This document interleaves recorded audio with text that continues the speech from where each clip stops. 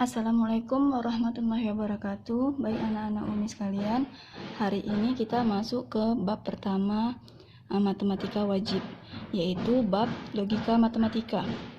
Di mana banyak subbab lagi di materi logika matematika ini. Yang pertama itu kalimat. Kalimat itu ada dua jenis. Yang pertama itu kalimat terbuka dan yang kedua itu kalimat tertutup. Di mana kalimat terbuka itu belum jelas kebenarannya, sedangkan kalimat tertutup yaitu sudah jelas benar atau sudah jelas salah. Contohnya seperti ini. X lebih dari 4. Ya kan? X lebih dari 4 itu pernyataan yang benar atau salah? Yaitu pernyataan yang belum jelas kebenarannya, bisa benar bisa salah, karena ketika X-nya kita ganti 2 lebih dari 4, tidak salah ya kan, karena 2 kurang dari 4. Kemudian ketika kita masukkan X-nya itu 5 lebih dari 4, yaitu menjadi benar pernyataannya. Jadi X-nya ini kan belum tahu kita berapa, jadi nilai X lebih dari 4 ini belum tentu benar dan belum tentu salah, berarti ini merupakan kalimat terbuka. Kemudian yang kedua, 7 lebih dari 9. 7 itu kurang dari 9, yaitu sudah jelas salah. Maka ini merupakan kalimat tertutup. Kemudian, jumlah sudut segitiga adalah 200 derajat katanya. Sedangkan jumlah sudut segitiga itu adalah 180 derajat. Berarti ini pernyataan yang salah, yaitu berarti kalimat tertutup. Oke.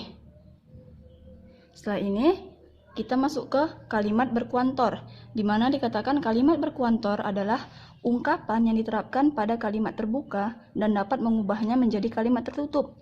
Contohnya, dari X lebih dari min 1, X lebih dari min 1 itu kan merupakan kalimat terbuka, karena kan belum tentu benar, belum tentu salah. Tapi di sini ada katanya lagi, ungkapan yang baru, ungkapan yang ditambah, yaitu untuk semua X positif berlaku X lebih dari min 1. Berarti ketika X-nya positif, misalnya X-nya itu 1 itu lebih dari min 1, yaitu menjadi kalimat tertutup, karena dia sudah jelas benar. Oke, kita lihat lagi. X kurang dari 7 kan bisa aja X-nya itu 8. Bisa saja X-nya itu 6. Berarti kalimat terbuka ini ya kan. Kemudian katanya ada lagi tambahan ungkapannya, yaitu ada nilai X positif sehingga X kurang dari 7. Berarti kalau ada nilai X positif, misalnya X-nya itu 5, kita ambil 5 kurang dari 7. Sehingga X-nya kurang dari 7. Berarti menjadi kalimat tertutup, karena tertutup.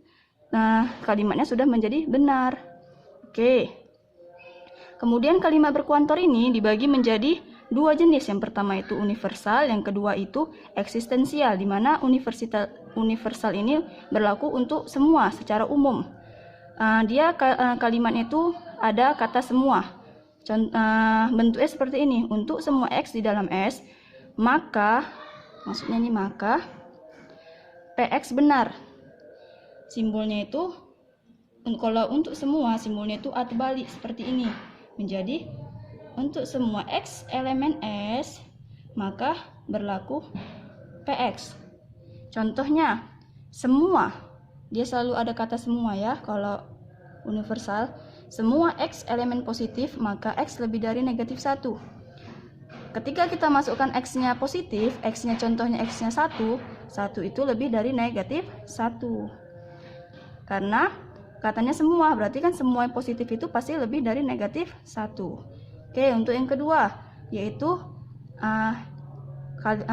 berkuantor eksistensial, kuantor eksistensial, di mana dikatakan eksistensial ini berlaku khusus.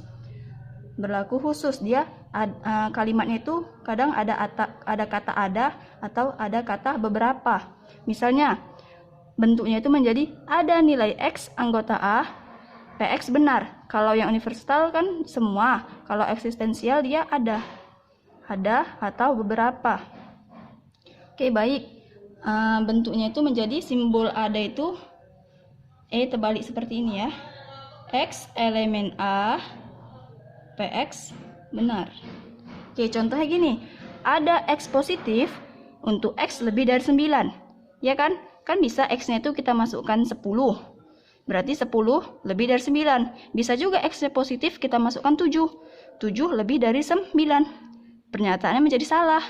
Berarti kan ada. Berarti kalau ada itu salah satunya itu ada. Misalnya kita masukkannya X-nya itu 10, 11, 12, seterusnya. Karena 10 lebih dari 9. Oke, setelah ini kita masuk bagian keempat, yaitu ingkaran. Di mana dikatakan bahwasannya ingkaran atau negasi itu kebalikan dari pernyataan. Misalnya pernyataannya itu P, maka ingkarannya itu simbolnya itu seperti ini ya, negasi. Negasi P. Contohnya, Dina suka membaca buku. Berarti negasi dari pernyataan si Dina suka membaca buku ini yaitu negasi P, di mana Dina tidak suka membaca buku. Kebalikannya, Dina suka membaca buku, Dina tidak suka membaca buku. Oke. Kemudian kita masuk ke negasi berkuantor. Berarti ada nilai kuantor universal, misalnya untuk setiap P. Kemudian si P ini untuk setiap P, misalnya untuk setiap X, elemen PX. Kemudian dia ini kita negasikan untuk setiap X, ini X ya. X untuk setiap X PX, maka kalau negasinya itu si semuanya ini kita negasikan juga. Semua menjadi ada X. Kemudian si PX-nya ini kita negasikan juga. Oke, kemudian ketika si eksistensial kita negasikan, misalnya untuk setiap X PX, kalau kita negasikan adanya menjadi semua, setiap P-nya juga kita negasikan. Oke, contohnya seperti ini. Misal, semua orang jahat. Semua kan universal kan? Orang jahat. Variabelnya orang jahat. Berarti kalau kita negasikan, semuanya menjadi ada. Orang jahatnya kita negasikan juga. Orang yang tidak jahat. Semuanya menjadi ada. Orang jahatnya menjadi orang yang tidak jahat. Berarti semua orang jahat, berarti negasinya ada orang yang tidak jahat. Oke, untuk bagian 5 yaitu pernyataan majemuk, bentuk ekuivalen dan ingkarannya. Di mana kalau namanya bentuk pernyataan majemuk, berarti pernyataannya itu lebih dari 1. Berarti ada lebih dari 1 pernyataan. Kata hubungnya itu, kalau kata pernyataan majemuk itu dan, atau, maka, jika, dan hanya jika. Yang pertama itu dan, lambangnya seperti ini. Kemudian atau, lambangnya seperti ini. Maka, tandanya seperti ini. Kemudian jika dan hanya jika, seperti ini. Ini maka, ini jika, maka ya. Jika, maka. Berarti yang namanya dan itu, kata hubung dan, istilahnya itu konjungsi atau disjungsi, jika, maka, implikasi, dan jika dan hanya jika yaitu biimplikasi.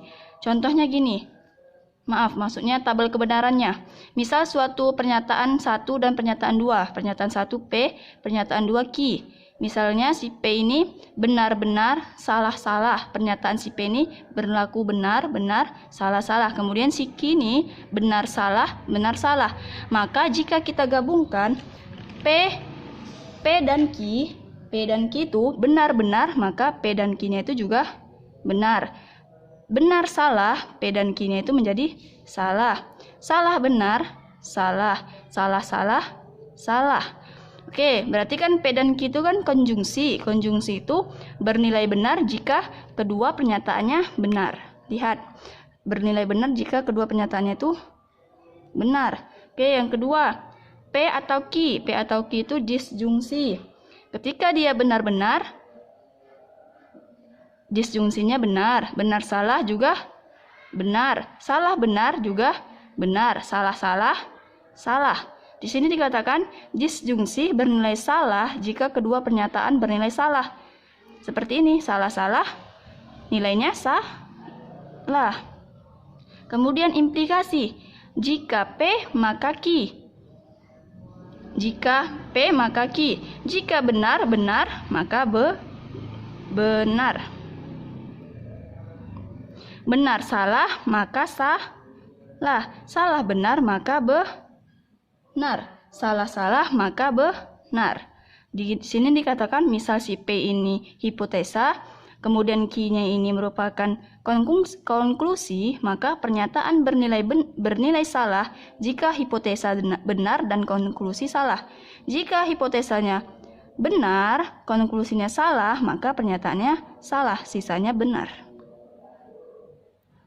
Untuk biimplikasi, jika benar-benar, maka pernyataannya benar, benar salah, salah benar, salah benar. Lihat, biimplikasi bernilai benar ketika kedua pernyataan benar atau bernilai salah. Ketika dua-duanya benar, maka benar. Ketika dua-duanya salah, maka benar. Sisanya salah. Baik anak-anak, kalian harus menghafal tabel kebenaran ini. Karena untuk materi selanjutnya, ketika kita membahas bentuk ekuivalen, kita harus hafal bentuk ini. Terima kasih atas perhatiannya. Semoga apa yang Umi sampaikan dapat difahami. Apabila punya pertanyaan, silahkan japri Umi. Wassalamualaikum warahmatullahi wabarakatuh.